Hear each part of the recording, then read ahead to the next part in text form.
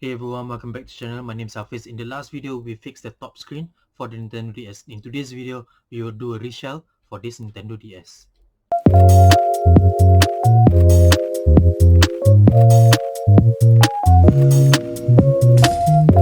If you are new to the channel, do consider giving this video a thumbs up and subscribe to the channel as you will help the channel grow. Thank you. Recently gotten this Nintendo DS for $5. The NDS has a broken top screen which I have fixed in the last video. Do check out the link in the description to see how you can fix your top screen. In today's video, we will replace the worn out NDS shell from this to an aftermarket shell. It is a relatively easy process as it doesn't require any soldering.